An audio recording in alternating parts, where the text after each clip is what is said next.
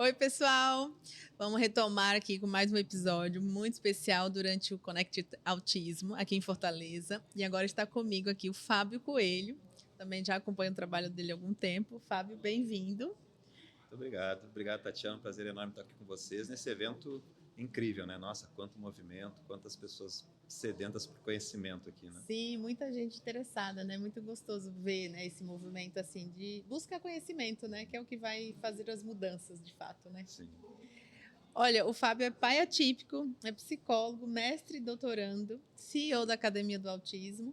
Fala um pouquinho do trabalho da Academia do Autismo. Eu vi que você tem um incentivo de 80% gratuito, né? E tem o momento de solidariedade. Explica um Sim. pouquinho pra gente. Tatiana, eu trabalhava numa área completamente distinta. Eu já era psicólogo, trabalhava na Marinha, com parte de aviação, prevenindo acidentes aéreos, treinando pilotos, controladores de voo. Então, uma área completamente Assim. distinta. E aí, recebi o diagnóstico do meu filho mais velho, o Guilherme, que ontem, inclusive, ele fez 13 anos, né? Ai, E aí, legal. com o diagnóstico do Guilherme, como muitos pais fazem, a gente vai à busca por conhecimento. Então, como eu já era psicólogo, eu comecei a buscar conhecimento primeiro para ajudá-lo, mas aí alguns pais da região já começaram a me procurar, outros profissionais também. A gente era muito carente de profissionais na época, não tinha, para você ter noção, uma clínica, um profissional de aba no estado do Rio de Janeiro. Nessa época não existia nenhuma. E aí, desse diagnóstico, eu comecei a mergulhar a fundo na área. Do consultório nasceu a clínica. Hoje a gente tem duas clínicas lá na região dos Lagos e o nosso método está em outras clínicas também. Fui me especializando, fui fazendo as formações, certificações também em aba, e nasceu desses cursos a Academia do Autismo, que hoje já conta com 40 mil alunos. Então, depois o meu filho mais novo também recebeu o diagnóstico. No início, eu estava ainda atuando na Marinha, depois eu tive que abrir mão da carreira da Marinha, me dediquei totalmente à área do autismo, e a minha vida mudou completamente a partir daí, em torno de uns 10 anos atrás. Tá. E o diagnóstico do seu primeiro filho foi quando ele tinha 3 Dois anos? aninhos, 2 aninhos, Tá. isso. Então a intervenção começou logo cedo, né? Começou cedo, mas infelizmente a gente não tinha a qualidade da intervenção necessária, né? Não tinha mesmo. Então, assim, a gente passou muito por clínicas que não estavam prestando aquela clínica padrão de interdisciplinaridade, 40 minutos, né? Depois, as próprias escolas, a gente teve muita dificuldade também de encontrar escolas adequadas, e aí a gente acabou optando por... cansamos de apanhar da vida, né? Acabamos optando por a gente mesmo e construindo tudo, né? Trazendo curso, se capacitando. Hoje a gente tem uma intervenção de qualidade. O mais novo que recebeu o diagnóstico depois já teve um caminho menos árduo com intervenções de qualidade, mas com o mais velho a gente teve que praticamente desbravar mesmo, por mais que o diagnóstico tenha sido cedo, a intervenção não foi apropriada na idade adequada, né? E acontece com muitas famílias, né? Principalmente quando está distante dos grandes centros, né? Então, em São Paulo tem muito mais concentração de clínica, enfim, mas outros lugares, como você falou, parece que não tem, ou quando tem ainda é aquela abordagem mais tradicional, o autismo não dá muito certo, né? Aí você falou a palavra desbravamento, que ela tá rodando aqui no podcast esses episódios. Eu queria perguntar para você qual foi o teu maior desafio durante esse desbravar aí da intervenção e do teu paternar enquanto pai atípico, né? Olha, tiveram os desafios pessoais, né? Que é lidar com o diagnóstico, lidar com todas essas mudanças. A minha esposa abriu mão de um concurso, eu abri mão de um concurso, a gente foi empreender saindo de um concurso federal, então teve toda essa mudança familiar, né? Que envolve também questões emocionais, né? Então esses foram, logicamente, os maiores desafios, porque é onde toca, né? Onde tem a dor ali familiar. Do ponto de vista profissional, o maior desafio certamente foi a gente conseguir encontrar a intervenção de qualidade, saber, porque quando você recebe um diagnóstico, você sabe o que fazer, como hoje a gente sabe, né, o caminho que tem evidências. Na época, o autismo não era nem considerado deficiência ainda, então a gente não tinha nenhum amparo legal para a intervenção, não tinham profissionais qualificados, e mais do que isso, a gente não tinha a cultura da aba que a gente tem hoje. Eu lembro muito bem que era muito forte no Rio de Janeiro, Floor Time, Sunrise, que é um método que até está pouco falado hoje em dia, o Sunrise. E a aba, ela era uma terceira força e ainda assim tomava muita pancada. Então, quando eu falava que fazia a aba, estava estudando aba era aquela coisa de que você vai adestrar o seu filho, a aba robotiza. Então, isso era muito forte ainda, né? muito julgamento. Muita Eu fui coisa muito boa. julgado por fazer curso de aba lá nessa época. Então, isso acaba você até se questionando um pouco. Poxa, será que realmente esse é o caminho, né? Uhum. Porque tantas pessoas falam isso que não. Aí depois você vai começando a compreender, buscando na literatura, mas a maior dificuldade foi conseguir viabilizar uma intervenção de qualidade para eles. Né? Sim. E olhando esse percurso, hoje, olhando enquanto profissional, enquanto pai aí ativo na comunidade, você consegue perceber que a gente já avançou bastante, mas como que você enxerga daqui para frente, né? A gente está tem um momento de muita informação, um evento como esse, por exemplo, mas o que você enxerga assim de perspectiva futura dentro da nossa área? Eu acredito que aos poucos esse boom do autismo ele vai diminuindo aos poucos. Eu acho que ainda tem alguns anos de crescimento, mas esse crescimento, infelizmente, é um crescimento descontrolado, né?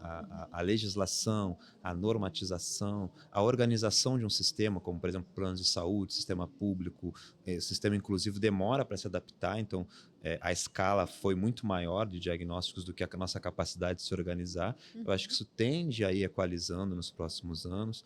Algumas carências de profissão, como, por exemplo, terapia ocupacional, fonoaudiologia, tendem também a ir equalizando nos próximos anos. Deve demorar ainda um pouco. E a partir disso, eu acredito que o que a gente vai focar muito é na questão da legalização, da normatização para tudo isso, porque o crescimento desenfreado trouxe muita coisa ruim, muita coisa descontrolada, muita coisa errada, e a gente fica sem mecanismos para poder buscar uma autoridade. A gente vê que, por exemplo, dentro da área da ciência aba, todo mundo que trabalha com aba de qualidade consegue enxergar que aquela intervenção não é aba, né? Sim. Minimamente ali você consegue enxergar, só que você não tem mecanismos a não ser conscientizar a família, conscientizar a população, você não tem mecanismos para barrar. Diferente, por exemplo, de uma profissão regulamentada. Se eu vejo que tem alguém oferecendo serviços de psicologia e essa pessoa não é psicólogo, eu sei para quem denunciar. Isso é crime. Exatamente. Né? Eu sei para quem denunciar. E se um psicólogo quiser sair fazendo qualquer coisa, eu também sei para quem denunciar e ele vai ser punido e pode até perder o direito de exercer a profissão. Com a aba a gente não tem isso. Então isso traz uma série de problemas, porque legalmente qualquer pessoa pode se intitular terapeuta aba, e eu acredito que o caminho que a gente mais precisa hoje na área das intervenções seria uma regulamentação da profissão para que a gente possa separar intervenções de alta qualidade de intervenções que estão prejudicando o desenvolvimento das crianças e manchando o nome da ciência também, né? E foi importante você falar de manchando o nome, porque tem muitas famílias que elas tiveram acesso àquela informação, né? E aí, às vezes, elas não se adaptaram porque exatamente não foi bem feito, né? E aí elas falam, não vai funcionar para o meu filho, não quero mais saber desse tipo de intervenção.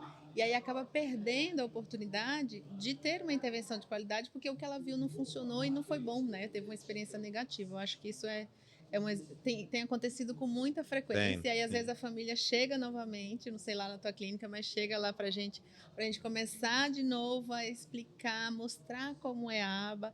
E, isso nunca vi, isso nunca existiu, porque de qualquer forma ela rompe naquele momento, mas em algum momento ela precisa voltar, né? Porque é a intervenção hoje que é a recomendada. Então, tem muita coisa que realmente está perigosa. Acho que a palavra é essa. Porque se a família teve uma marca negativa com aquela intervenção, vai levar um tempo para ela dar uma segunda chance, né?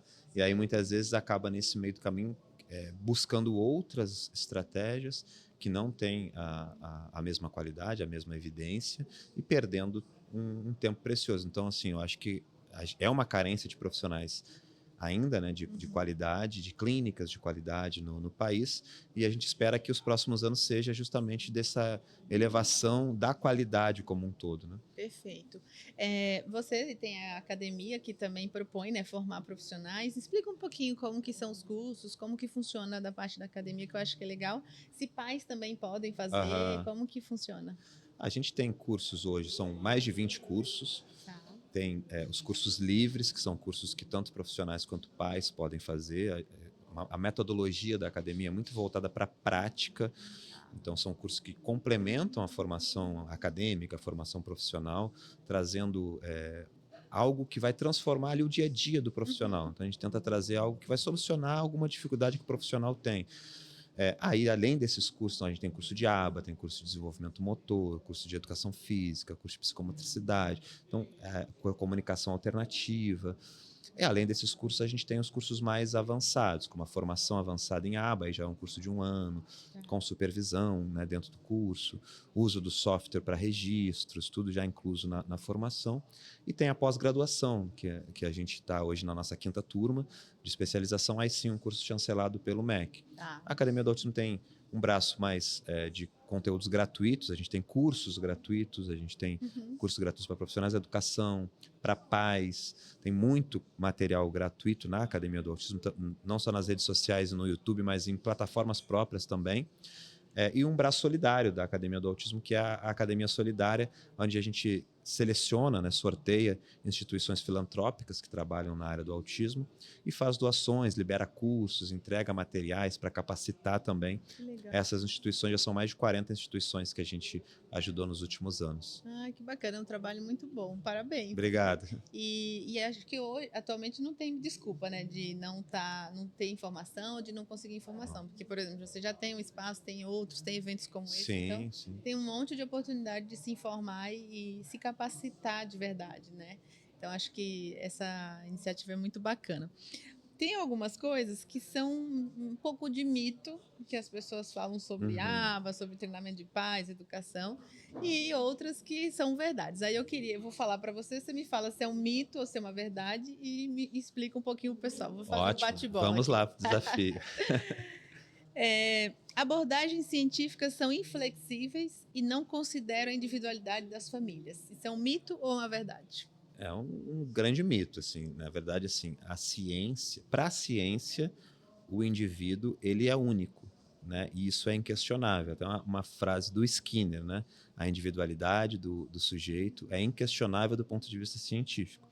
Então, se a ciência parte de que cada pessoa é única, e isso é inquestionável, para cada aprendiz, a gente vai precisar buscar o melhor para ele, né? Isso envolve as prioridades da família, ouvir as queixas familiares, a realidade da família e da comunidade, a realidade social daquela pessoa e as avaliações. E a partir dessas avaliações que a gente vai montar o melhor caminho para cada pessoa, seja na educação ou na saúde. O currículo ele é sempre individualizado. Então, achar que a gente vai seguir sempre o mesmo caminho para todos, de forma rígida ainda, né, é um grande mito. Né? Legal. Agora, os pais precisam seguir todas as orientações exatamente como está prescrita para obter resultado positivo. Tipo receita de medicamento. Isso pode ser considerado um mito também, tá? Porque, assim, os pais, o melhor que a gente pode fazer pelos nossos filhos é se empoderar. E quando a gente se empodera de conhecimento, e o que a gente vê hoje em dia é muito isso, muitos pais tendo conhecimento, às vezes até maior do que alguns profissionais. É lógico que os pais não substituem os profissionais, as terapias, os médicos, a recomendação médica é essencial, mas aquela intuição dos pais e o conhecimento que os pais buscam em relação aos filhos vai permitir muitas vezes pegar estratégias que são gerais, né, e trazer para a realidade dos filhos. E então o que nós precisamos ter, na verdade, não é uma aceitação passiva dos pais, e sim uma parceria, uma troca. E aí nessa troca a gente vai encontrar o melhor caminho, né? Então tem que ter a via de mão dupla nessa comunicação e nessas estratégias, e quanto maior for o nível de conhecimento dos pais, mais eles vão poder participar dessas tomadas de decisão. Muito bom. Eu acho que quando uma família, um pai e a mãe conhecem bastante, eu acho que a terapia ela avança muito mais rápido, né? Porque eles acompanham junto ali de onde está o profissional e para onde está indo, né? Então, acho que eu sempre falo que os pais, eles são o time do funcionamento da terapia. Então, quando eles falam, olha, Tati, olha, Fábio, isso aqui não tá funcionando lá em casa, não deu certo, a gente já tem que automaticamente fazer uma análise funcional para a gente entender por quê. Porque são vocês que são o time, né? A gente passa 24 horas com nossos filhos, então a gente sabe quando está funcionando, quando não está, né? Eu acho que isso é muito importante, a participação da família. Como que você incentiva, vou voltar nos mitos já, mas queria pegar o gancho aqui. Como que você engaja os pais nas terapias lá dos Dá uma sugestão aqui pra Ó, gente. Como que assim, é esse engajamento? primeiro, assim, tem que ser um objetivo do profissional, um objetivo, construir uma boa relação de parceria com a família. Isso tem que entrar como um objetivo terapêutico, tá lá, como objetivo. Como que a gente faz isso?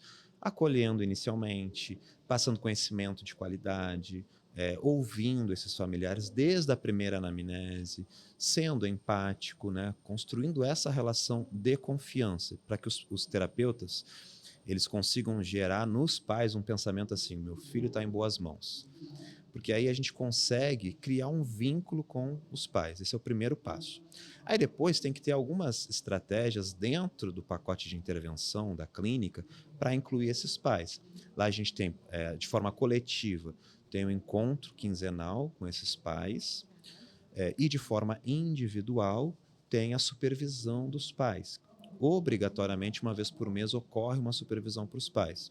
Isso é protocolar para todos os casos. Tá. E aí, dentro dos objetivos de cada criança, dentro do currículo de cada criança, alguns vão participar mais ativamente de algumas sessões, outros um pouquinho menos, mas esse encontro coletivo e essa supervisão mensal, todos têm que participar. Então, minimamente, isso já é garantido e depois a gente vai ajustando para os objetivos de cada caso, uma necessidade maior ou menor de participação dos pais. Muito legal, muito bom. Voltando aqui nos mitos e nas verdades, muitos estudos demonstram que abordagens baseadas em ciência podem levar a melhorias significativas, né, no comportamento das pessoas, da família e na eficácia das práticas parentais. Isso é um mito ou uma verdade?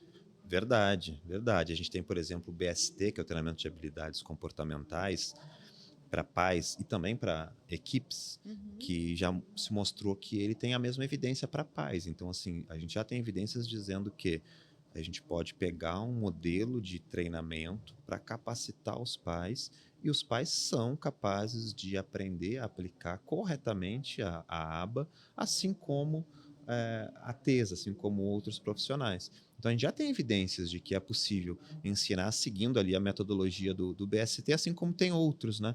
Outros modelos que incluem os pais, né? Então, sim, a gente pode e deve, né, incluir esses pais e capacitá-los, porque todos são capazes ali de aprender e eles têm um diferencial, né? Os pais são os principais agentes transformadores na vida dos filhos. Então, se a gente consegue capacitá-los para agir apropriadamente o tempo todo que eles estão com os filhos, a gente tem um ganho absurdo no desenvolvimento da criança. O prognóstico, com certeza, é bem melhor, né? Sim, acho que não tem, como você falou, desbravar, e o desbravamento agora, junto com essa frase que os pais, eles são os agentes de transformação, a gente percebe que normalmente são os pais que abrem as portas para trazer uma intervenção de qualidade, para buscar, para perceber que não tá, que aquela criança, aquele paciente não está dentro, algumas habilidades não está dentro do esperado. Então, esse olhar dos pais que começa a se desabrochar, né, das transformações, né? Muito bom. Perfeito. Bora lá para mais um? Vamos lá. Bom, o foco está sempre nas técnicas e estratégias, sem considerar a relação emocional e conexão pai e filho. O importante é a técnica. É um mito ou uma verdade? Mito. Mito e, na verdade, isso traz um gancho até importante para a nossa formação, que não pode ser tão tecnicista, os profissionais da análise do comportamento não são tecnólogos, né, aplicadores de técnicas. A nossa formação, inclusive, aqui no Brasil, da análise do comportamento, ela é muito humana, né? Ela nasceu dentro das faculdades de psicologia. A partir da psicologia, os profissionais foram conhecendo essa abordagem, foram se especializando. Então, isso garante ali, né, que você tenha um trabalho mais voltado para a pessoa, mais centrado na pessoa do que na aplicação de técnicas. Com essa expansão da aba, a gente buscou alguns outros mecanismos e a formação, especialmente a formação americana, ela foi por um caminho um pouco mais técnico, né, do aplicador técnico que recebe supervisão, né, e a gente, lógico, que tem que tomar esse cuidado enquanto profissional, né, para entender que nós estamos acima, né, sobretudo, né, lidando com um indivíduo, uma pessoa que precisa ter seus gostos, seus interesses, sua singularidade respeitada, e a gente precisa encontrar quais são as melhores técnicas para aquele indivíduo e qual é o melhor momento para usar. Então, assim, para os bons profissionais, isso é consensual, assim, sabe? Nós não somos aplicadores de técnicas. Do dia a dia, né? Sim, perfeito, né? Então, o olhar é muito mais amplo e a gente vai tentar encontrar a melhor estratégia para cada caso e aplicá-la respeitando ali o nosso olhar clínico, né? Que ele acaba sendo soberano, né? Sim. E puxando o sardinha para o nosso lado de psicologia, né? Aham. O psicólogo está sempre olhando para o emocional, não tem jeito. Não tem como, né? A gente dialoga com outras abordagens, inclusive na graduação, que acabam trazendo essa formação mais ampla, que é muito importante. A gente tem, por exemplo, ciências, que a própria aba recentemente vem falando sobre abordagem centrada na pessoa, né? Sobre o assentimento, ética. Dentro de outras ciências como a psicologia, a gente fala da importância da relação de confiança, do vínculo e da visão centrada na pessoa desde, né, de décadas e décadas atrás. Existem relações terapêuticas que embasam até estratégias, né? Modelos terapêuticos todos embasados, né, dessa forma. Então a gente acaba tendo essa formação mais ampla e isso é fundamental, a gente ter esse olhar centrado na pessoa. Perfeito. A última, para a gente mudar o assunto, o treinamento baseado em ciência, né, reconhece que criar filhos é uma tarefa complexa e multifacetada. Verdade ou mito? Verdade, sim. É desafiador criar filhos, sim. É importante a gente entender que nós não fomos treinados, ensinados para isso, todos, independente de diagnóstico ou não, né? Nós vamos aprendendo na medida que os desafios vão surgindo. Importante a gente entender que nós temos o nosso estilo parental. Eu gosto de falar bastante sobre estilo parental porque o primeiro passo para a mudança é a aceitação, é entender, né, que muitas vezes a gente aprendeu na forma como os nossos pais agiram, ou aprendemos a não fazer ou a fazer muitas vezes, e identificar isso, se eu sou um pouquinho mais permissivo, um pouquinho mais autoritário, e a partir disso encontrar um melhor caminho para ser um pai mais participativo, isso é fundamental. E aí, para os pais com filhos atípicos, isso toma uma proporção ainda maior, porque a gente não tem intervenções para todos, né, de alta qualidade, com intensidade adequada. Mesmo nessas intervenções, os pais são fundamentais. A gente tem um alto índice de estresse, e nada mais gera estresse nos pais do que não saber muito bem o que fazer. Então, estar ali presente, sabendo o que fazer, vai ajudar o filho, mas vai inclusive ter esse efeito colateral de diminuir o estresse parental, o estresse familiar. Traz, né? um feedback de que ele também está conseguindo, né, fazer aquele manejo, aquela orientação. Né? Sim, perfeito. E isso vai criando uma via de mão dupla. Né? Os pais vão vendo o filho se desenvolver e vão recebendo esse reforço, né? Vão ficando mais empoderados e vão buscando cada vez mais conhecimento para os próximos passos. Né? Então, esse é o caminho. Né? Pensando aqui deixar uma mensagem para os pais, né, em relação como eles podem ajudar os filhos, como acalmar um pouco o coração, né? Tem alguma dica, alguma orientação que você fala, olha, veja a terapia dessa forma, se não está legal, vai por esse caminho. Tem alguma coisa para deixar para os nossos pais? Tem bastante. Eu vou até olhar para a câmera agora. Vamos lá, acho que o primeiro passo é a gente buscar conhecimento, né? O conhecimento que vai fazer a gente conseguir diferenciar se o meu filho está no bom caminho ou se está num caminho que eu estou perdendo tempo. Então, é se capacitar e nessas capacitações sempre ter como uma âncora, como um alicerce, né? Práticas baseadas em evidências. É se capacitar, mas sempre perguntar, isso aqui tem evidência? Isso aqui funciona? A ciência já comprovou? Que aí eu vou ficar mais protegido, né, de uma vulnerabilidade que muitos pais acabam tendo e acabam caindo, né, em falácias, em busca por soluções milagrosas, e isso acaba trazendo um efeito muito ruim, prejudicando o desenvolvimento da criança. Então, tendo como um alicerce a ciência e buscando se capacitar, a gente vai ter mais poder para tomar as melhores decisões. O caminho, ele é longo, então não adianta a gente tentar acelerar o processo, né? Não é uma corrida de 100 metros, né? É uma maratona, é longo. Então, nessa organização familiar, a gente precisa ter alguns cuidados com a própria saúde mental, principalmente. Talvez poucos profissionais falem, né, sobre isso, assim, de dica para pais, mas talvez para mim é mais importante seja cuide-se, né? Cuidado mesmo, no sentido de se a gente tem um alto nível de estresse, um alto nível de fadiga, se a gente precisa buscar conhecimento, isso também gera estresse. A gente precisa ter uma organização familiar que garanta válvulas de escape e de proteção para esse estresse, né? Que pode ser uma boa alimentação, atividade física, um esporte, não deixar de fazer coisas que gosta, né? Ter atividades de lazer e hobbies na sua rotina, né? Isso é muito importante, né? E, logicamente, né, mecanismos em grupo, grupos de apoio, né, e também a própria psicoterapia, que eu super indico, acho que é fundamental para os pais, esse autoconhecimento, lidar melhor com essas mudanças na rotina que aconteceram com o diagnóstico, e volto a dizer, né, é uma jornada muito longa, então a gente precisa ter esses mecanismos para que a gente esteja tão motivado e empoderado no início do diagnóstico como 7, 8, 10 anos depois. Então é preciso pensar um pouquinho no médio e longo prazo também. Essas são algumas dicas, né? Paciência, persistência e bom humor, que com certeza com a ciência as coisas vão se encaixando. Posso dizer que paciência, persistência foram do seu jeito de fazer também?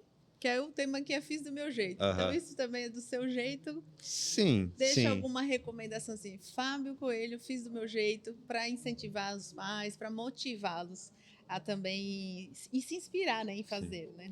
Sim, acho que não se acomodar, né? Eu sou muito inquieto, então se eu fosse falar alguma coisa que eu fiz do meu jeito, foi isso, assim, perceber que, poxa, não tem uma escola adequada, vamos fazer uma parceria com a escola. Então, fui lá, sentei com a escola, a diretora falou, Fábio, a gente não sabe muito bem o que fazer, mas se você trouxer, a gente abre as portas. Então, tá bom, aí a gente contratou profissional de outros estados, levou, né, fomos capacitando o mediador, então construímos praticamente tudo do zero. E na área da saúde, mesma coisa, não tem aba, não tem ciência. Então vamos entrar em contato com profissionais de outros estados, vamos ver quem poderia vir aqui, vamos fazer curso de fora do país, curso, né, de outros estados, se capacitar. Então é buscar as soluções. Hoje o caminho está menos árduo, né? A gente tem um conhecimento muito mais disseminado, tem muitas clínicas e profissionais bons em várias regiões do país. É mais fácil diferenciar o joio e o trigo. Sim, agora, sim. Né? Então eu acho que mesmo assim a gente precisa ter um pouquinho pelo menos dessa persistência, né? De ir atrás realmente, não deixar o tempo passar, e isso vai fazer toda a diferença. Assim. Perfeito, perfeito.